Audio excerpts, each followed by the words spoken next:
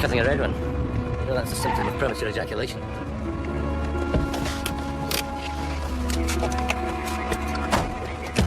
Morning, Church. Cleaners found him this morning. It was a stag night, but the manager reckons there was no trouble. There was no trouble at my stag nights either. It was the next day's years that buggered me up. Oh, sweet Jesus. What did that? A leather belt and a buckle. Ian McVery, social worker. Well, social worker. You're looking for a motive. Cuts all over. Face, neck, heart. The artery was severed when the neck was under pressure. Human hair residue under the fingernails. What does all that mean in shouts? Attacked from the front and from the rear. He was secured from behind before he was attacked from in front. That's just like Mrs. Franklin's murder. I thought you said Mrs. Franklin was attacked from the front first. Doesn't matter. He thought he was engaging in a fight with one person, overcame that person, banged his head off the floor. Then the stronger one, he comes up behind, gets the belt around his neck and garrots the poor bugger. It's emotionally identical to Mrs. Franklin's. Except you just said him. Did I? He was banging his head off the floor. I thought we were looking for a man and a woman. One older, one younger. One taller, one shorter. Father and son? We can check with the tenant's statements.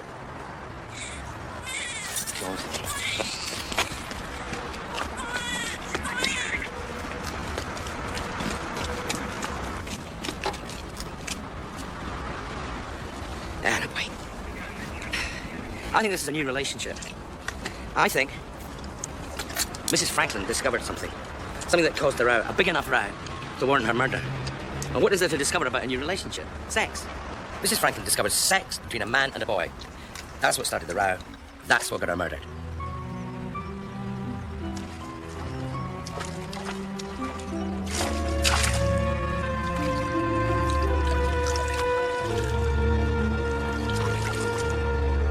He was called out at the case conference about 8 o'clock. I saw him take the call in here.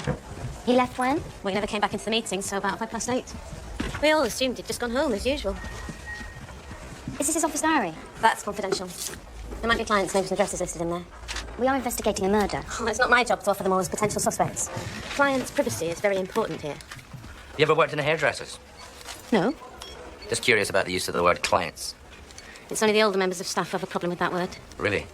Ian McVery was stabbed in the face and neck 20 times with a broken bottle. He lost 6 pints of blood in an hour. We think one of our clients did it. So can we see the diary, please?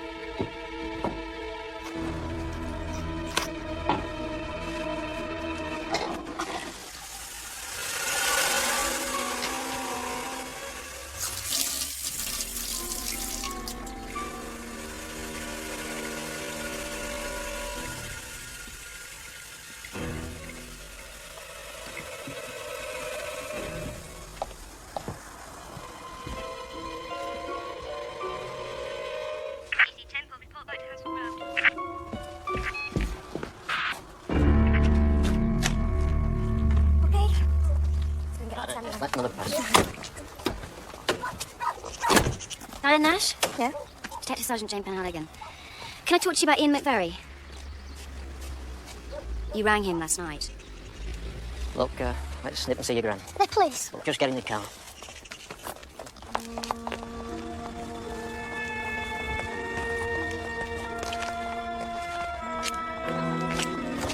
Give me money.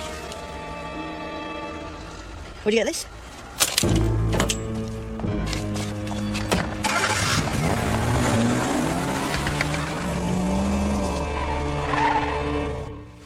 One of the children we fostered, William Priest, came round. He was making a nuisance of himself. It was a bit silly, really. So I phoned Ian, came round, sorted out the problem and left. Talk me through that. Well, you know, he took him back to the children's home. William's coming to the end of a long-term care order. What age will that be? 17? On March the 23rd. And you fostered him when? 85 to the end of 86. We threatened. I'm not threatened, no. William is not... 17 can sometimes be a bit intimidating. Look, I don't really know him anymore. If you want a social history, you'll have to ask McVery. Tricky. He was murdered last night. I'm sorry, it's... Oh, good God. When he left with William, were they alone? BN 2 exclamation marks. Now, the last entry in McVery's diary. Now, the B obviously could be William, but his name's Priest. So, what do you think the N could stand for, Mrs. Nash? Look, I want my husband here.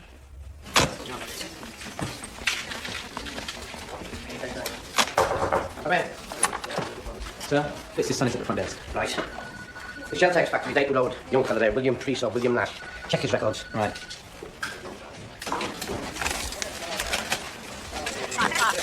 Behave. Where have you been? Dentist, I needed a filling. Did you? You slope off again without permission, and you'll want the bloody lap replacing. OK, go on. Dickhead. No, we got in the police force. Wrong way once. I had here the best part of the week. I'm sorry. I didn't know she was there. Just talk to me. Out. I said, out. This is not just about you. It's about me, you prick. I don't know where you want to go, but you are not taking me with you. All right? All right? Nobody asked for an 8-year-old. We asked for a baby. I wanted a baby.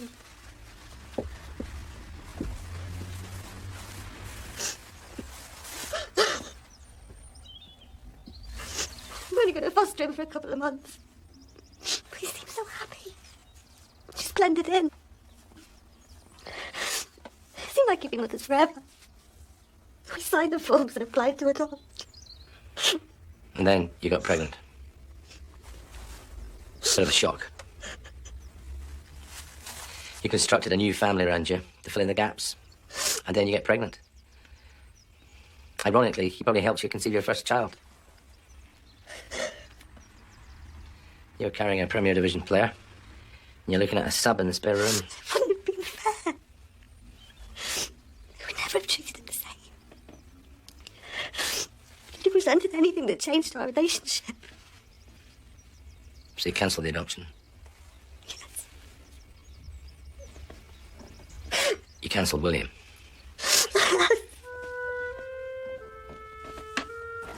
If he catches, what's the story going to be?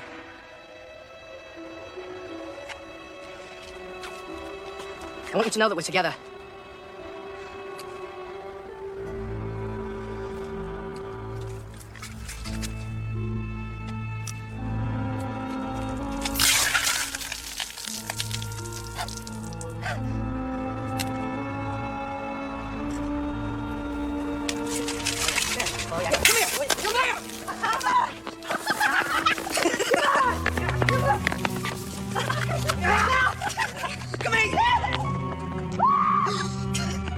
Where do we find this lad? Well, the bloke who'd know, if anybody does, is Stuart Grady. Grady, the day shift We're full. going to be here all bloody day.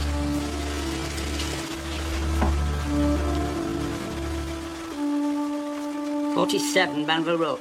You are? 47 Banville Road. That's Franklin's house. Now, is that a 3 or an 8? Begging your pardon. Oh, no, it's a 3. Flat 3. Shit!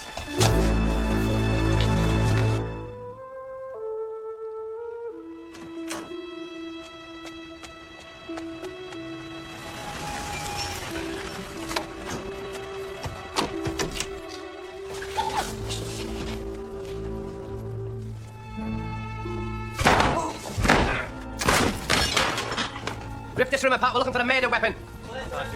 Somebody interviewed this guy yesterday morning after Mrs. Franklin was murdered. I want to know who. I'm not sure, sir. I think it was Skelton. Well, go and fetch him.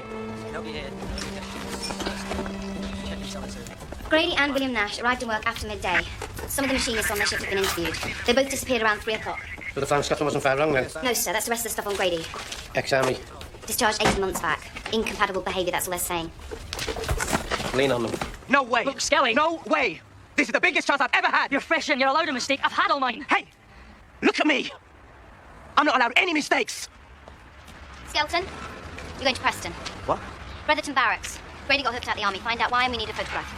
Thanks. Oh, we just got rid of one. Shit, we don't need another. You interview Grady. Don't do that! Hey, if I report you now, you can write your promotion off, Jane. Now back off! He said it was his son. He opened the door with a tin of paint and a Walkman on. There was nobody else heard anything, so I wrote them off. I swear, I looked round the flat and there was nothing to see. Everything was calm, and he said it was his son. I even checked again today. You'd have believed him. So what, you just try blaming a new DC and get on with rebuilding your career? Skelly could have taken that one on the chin and carried on. I won't. You get a good look at them both. You can describe the kid. What happens now? What are you asking me for? October 10th. Treated like shit by Penhaligon. Philborough told me to ignore her. November 5th. Woke up crying. Bilborough's death. Katrina asked me to be the godfather. I found Jimmy Beck's diary. I know what I did to you.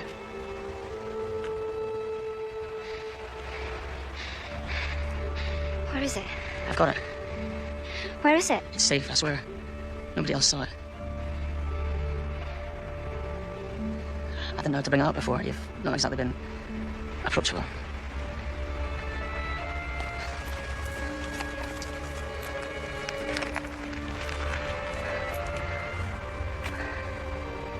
It's in my locker.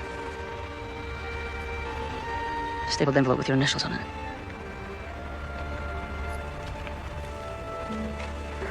All right, driver!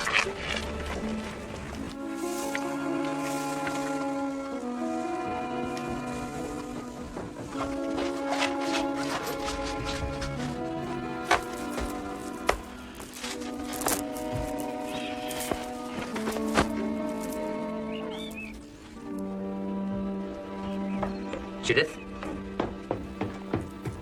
Will you just stand still? I don't want you to do anything. I just want you to tell me where you keep these pajamas and things. You don't have to feel this way, Judith. You don't have to feel guilty. Oh, I don't. It doesn't have to be me. I could recommend somebody. Wrong. This isn't postnatal depression. I've had postnatal depression. I had it the first time, and the resident shrink missed the symptoms. The only reason you'd recommend anyone is for yourself. You want me better so we can all get back to your 26-year-old terminal bloody existential crisis. You've had it so long it's made the house smell. This is mine, okay? It's mine, and I've never felt better. So keep your bloody hands off.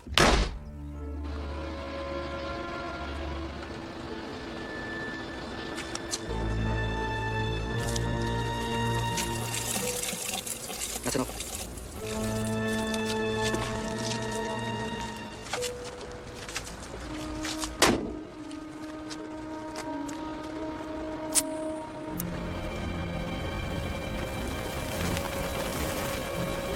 Shit.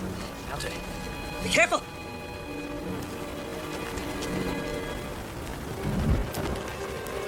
Grenade! Pull out! Grenade! Pull out! Come on! Quick! Come on! Stuart David Grady, aged 35. Ex-army. Brown hair, grey eyes, 6 foot tall. Skeleton. Kicked out for inconsistent behaviour. 2 court-martials for picking fights. They reckon he's a bright bloke, but impatient and volatile. Page 2, a photograph of William Priest, or William Nash, age 17. And why haven't we got a proper photograph of this guy? The most recent anybody's got, he was just 8 years old. Who interviewed these 2 people yesterday? I did, sir. William Nash has brown hair, brown eyes. He's around 5'9", slimmer than Grady. And I think he had a Manchester accent. Could have been the Bolton area. Grady told me Nash was his son. And when I came back and checked, Nash has no named father, so as far as we know, that might still be the truth. Well, you believe that? If they're father and son, we don't have a motive. Well, we won't let intelligence interfere with a good profile, will we? You go to the back of the cubicle, look. These are facts. I said 2 people. You disagreed. I was right. I said 1 older, 1 younger. I was right. I said 2 men. 1 taller, 1 shorter. I was right. All I'm saying is these 2 have just met. It's still conceivable if he was an absent father. What does it matter if we know who we're looking for? Is this small, deaf and stupid in here, or is it me? Of course it changes how they operate. Of course it changes how we take their confession. Father and son do not operate the same way as 2 star-crossed lovers. These 2 do not know each other very well. This is Death in Venice before the hair dye. Where? Carrington Dock. We've just found Grady's Bairn South Car at Carrington Dock. 2 witnesses heard the scream. One of them might be injured, possibly the young fella. Hospitals. All right, let's go.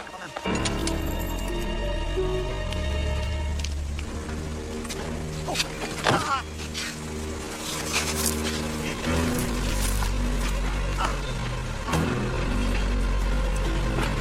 Come on, you ready? Wait, 1, 2, 3, come on. It's okay, it's okay. Hang on.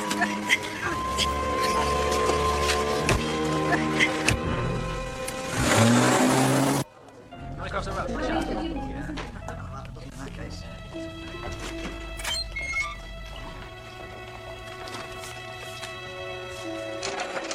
We did a barbecue, and it didn't take. I threw on some fuel, and someone must have caught us, his jeans. It just went up. It was my fault. Okay. I just need to grab some fresh gloves.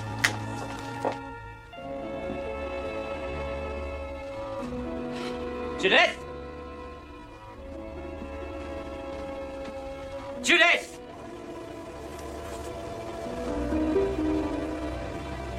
Do you fantasize about rape? Yeah, well, she does. It doesn't include violence. Do you fantasize about rape? Sometimes. Yes, I do. I've been raped, sir. I never heard that. Detective Sergeant Beck raped me, sir. Are you accusing me of rape? Yes. Let's have this out in front of the boss. Get me some evidence, and I'll give you all the help I can. Do you believe I could rape you? You're dead, Jimmy. Right, it's not too serious, but I want one of the plastic surgeons to come and take a look before we dress it, okay? Right, Doctor. Dr. Hanson, the ward rounds, please. Dr. Hanson, the ward rounds, thank you. Are you glad you met me, Grady?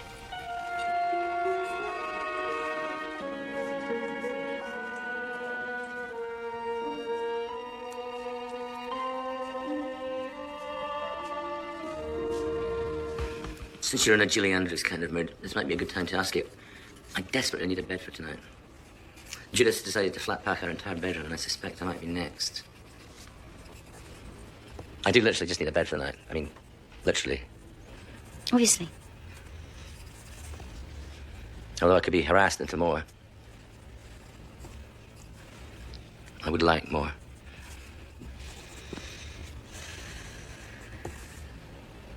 No. You don't like me pissed. Tonight might be a bit of a disappointment. Some Martin's casualty, Grady Nash has just checked in. Grab Temple.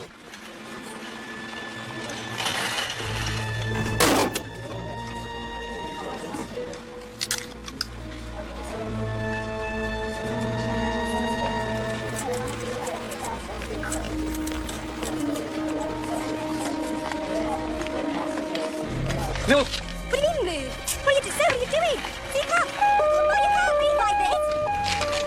Hey! What are you doing? Go! Nurse, call security! Away! Come back here.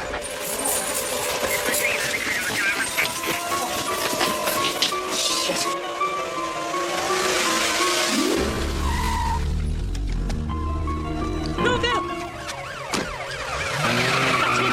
That's bloody Grady! The first suspect's item is by the blue BMW registration 2985. He's heading toward the side gate. I'll get him. Grady's down. Repeat, Grady's down. Oh, no! Main car park. Sure, did I tell you I'm Just arrested? the van. It's a murder. You don't have to say anything, but it may harm your defence if you don't mention when questioned something is you Grady. rely on in court. Anything you do say may be given in evidence. Where is William Nash? Who's William Nash?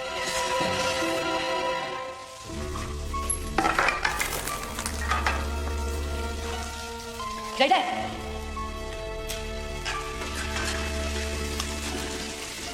Grady!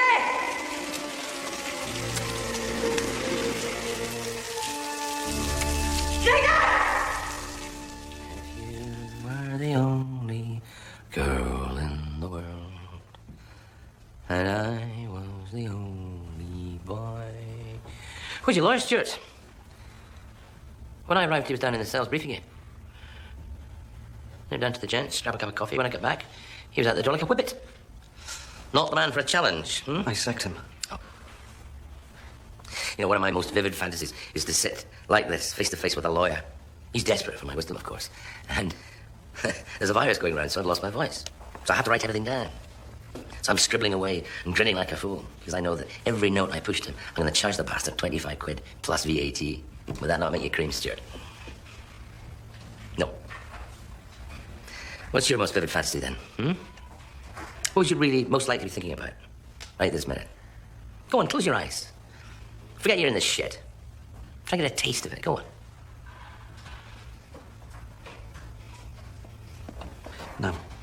They can't touch you for it.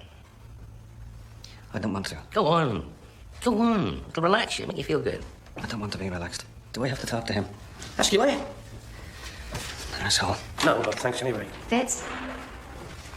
Right, I'm off then. I'm not staying where I'm not wanted. You know, this is the one day when you have to try and account for all the dreadful things you've done before they take you down. I wanted to help you with that, Stuart. No one else will. Your lawyer won't, because he knows you're gay.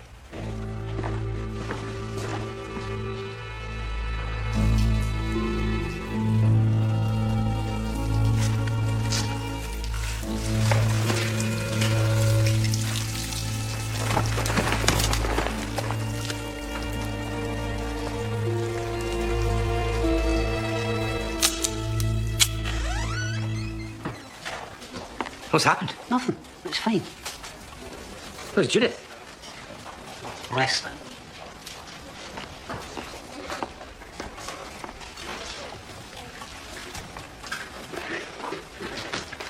Why can't you make her feel better?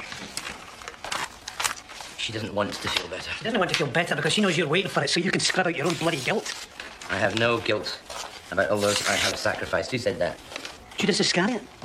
Jeremy Beadle. Your guilt about making her feel worse, you arrogant tit. Heard it. You know she's divorcing you. What? According to her mother, she went for a drink with her lawyer yesterday. Oh, yeah, she's pulled that stunt before. She'll go and flirt with her lawyer and then make sure I hear about it. It's childish. Sad and childish. You're away from the bloody breeder, for God's sake! Don't you dare tell me about my wife! You overgrown, underqualified, impotent shite!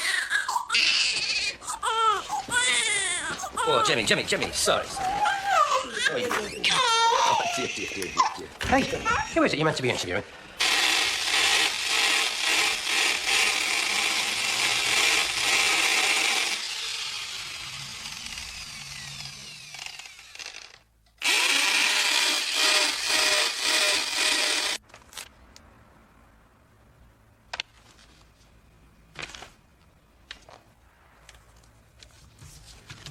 Those fights you picked in the army, they were special, weren't they? Real men. Men like yourself. One or two of the men singled you out. Saw weakness somewhere. Said something sensitive. So you decked them. All in the brutality, the testosterone. Volatile tipper. Got yourself back in the trap with the lads, eh? Did it never occur to you how they knew? Those ones who spotted your secret. Come on, Grady, takes one to know one. All those guys you chinned, any one of them could have been your future.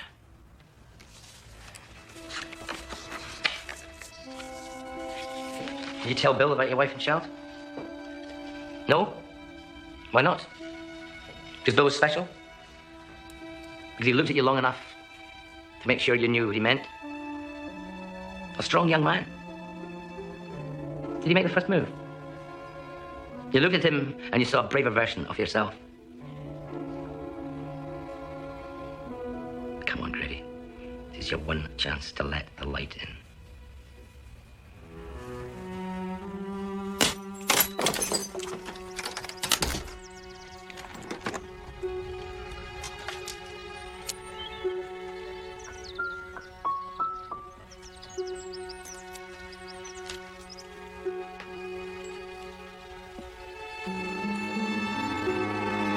What age is your mum? 54. What age is Mrs. Franklin? Late 40s? About the same age. Your father would be difficult for all the usual reasons. Same reason your lawyer left, I guess. One man smelling of two men's aftershaves gets the old antibodies going. Your mother would be quite different. She spent a quarter of her entire life on this planet, personally supervising your development. She'll be devastated. When Mrs. Franklin found you and Bill, you saw her, but you were letting down your mum. Weren't you, Stuart? Nothing happened. A whole generation of women screaming, what a waste. You couldn't face it. That's why you attacked Mrs. Franklin. You couldn't face letting women down. I didn't. I know you didn't. Bill attacked her. She went for you, Bill attacked her.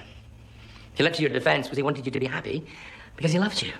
What are you talking about? What's he talking about? Look at me, Stuart. Nothing happened. Look at me. Nothing happened because you always prevented it from happening. The wife, the child, the army, the factory, you always surrounded yourself with real men just in case you're weakened. But you're not unique. Sit down! I want another lawyer! I'll get you one now! Sit down! You just have to go 10 yards from here, and you'll get some honest answers. There's 100, 200 coppers, 90% male. Minimum number, 18 of them. 18 who feel exactly as unique as you do. I swear. I never touched him. That's the waste, Stuart. You never did it. You never said it. Bill Nash offered you the best ever chance of making all this mean something. Your legs went, your stomach went, you could hardly breathe. I understand that so completely. It's breaking my bloody heart, Stuart. It's tragic that you should do all this, that you should feel all this and not say it.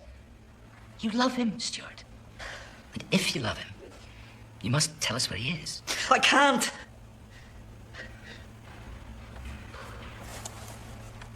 We have to speak to him. You didn't go home the night you killed McBurry. I'll take him back to Sowerby Park, and that'll do his head in. He's had 12 years of all that. That's why the social worker went down. That bastard deserved to die. All Bill wanted was an hour with his family, a chance to talk, and that bastard started dragging him off like a convict. He's 17, and he's been through all that shit. At 17, I was signing up for this country. Bill is owned by everybody but himself. And I'm the only one who showed him any respect. Mr. and Mrs. Nash are not Bill's parents. He told me. And he told me what they did to him. Yeah, well, I think he's paid them back. Phone calls. 80 in one night. Had to change the telephone number 12 times, and eventually they changed the address. Good. Straight in there. Make them suffer. They're the bastards who should be sitting here now. Right. But it's different now. He's got somebody who is committed to him. You have killed for him. We did it together. We helped each other. You and Bill killed Mrs. Franklin? Yes! Ian at McVery? Yes! 3 days of intensive training. You were like that. Yes! He could stand up for himself. You liked that as a fighter.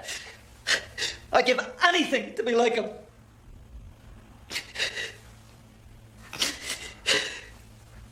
Anything.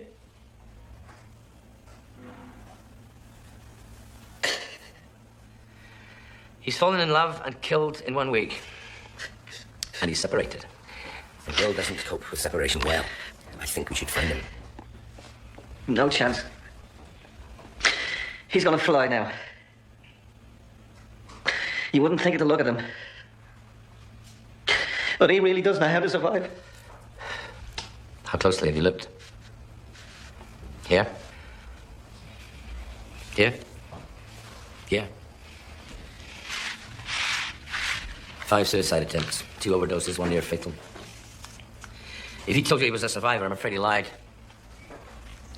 He told you he was a man. He lied. Bill Nash is still very much a child. Are you going to help him?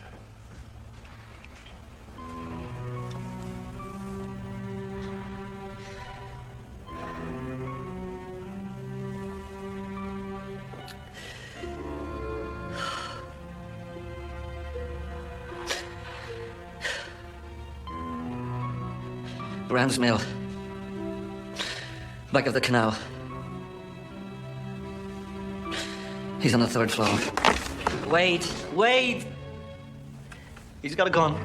What gun? It's mine.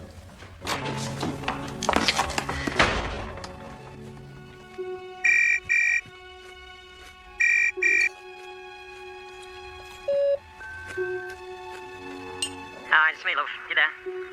Can't remember whether I'm coming home first or what. Well, I'm obviously talking to myself, so I'll see you all down Castlefield. Right. Travelling. I'm told why the Nash family need protection. He'll go there. Are they in danger if he's suicidal? Depends how good a shot he is. I've found someone who knows the layout! Follow the bounce and Nashes! Take him with you! You must be bloody joking. That's my bit. I don't mind the occasional razor blade or perhaps even a rope, but I do not do guns.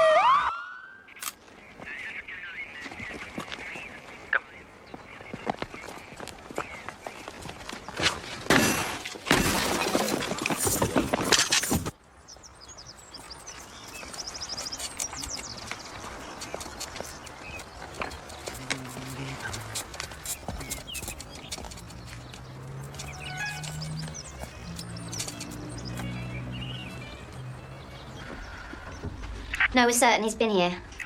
There's no sign of him at the mill. Ask Fitz. We need to know where Nash should go next. Tell him it's worth a few quid.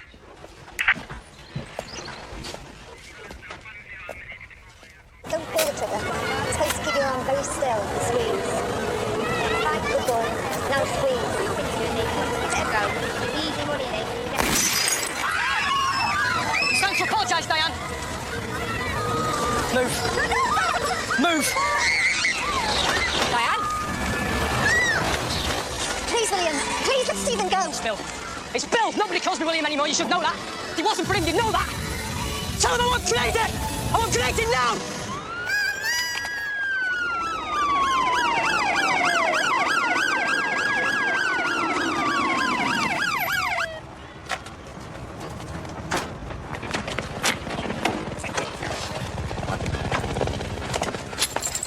He's desperate to make sure everybody likes him.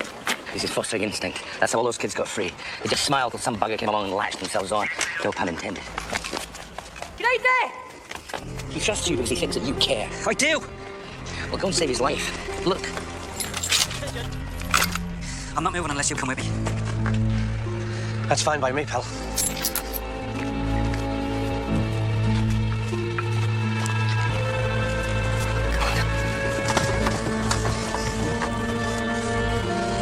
On his own, I said! On his own! It's okay, Bill. He's with me. He's not a cover. Don't tell him I'm a shrink. He's my lawyer. Thanks. We want the car! I'm gonna put the kid in the car! If we get away and nobody follows us, he won't dare! Bill, they won't do that. We'll give you the car. But not until you put the gun down, Billy. Do you think I'm playing dead, you wanker? Bill! Lady! That's him! That was me! I know, Bill. That's not his fault. Now let him go. I can't, can I? If he goes, there's only her left. I can't trust her, can I? She's a lying cow. I'm sorry. What? I'm sorry. Bill, you don't need the gun. Just put your arm round her neck and squeeze with your elbow. You don't need the gun. She'll get away! And then they'll have me. They'll have us both, and that's the end of everything, Grady. He's not. No, it's not. He's changed your life. Just keep your arm around her throat and squeeze.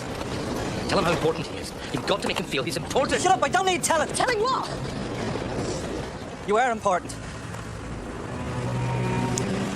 I understand why you're here now, doing this. You're half my age, and I really admire you for what you've got through. Being honest, and just doing it. You love him. Tell him. Just tell him. I love you. I swear to God. Billy, come on, you can the kids here. I love you more than I... The gun. The gun! Bill, please put down the gun. If you don't put the gun down, I'll never be able to tell you again. Please put the gun down. If you're scared, give it to me, Bill. No. Billy, put the gun on the ground. Give it to me, Bill. Billy. I'm going to take the gun, and I'm going to put it on the ground so we can talk properly, all right?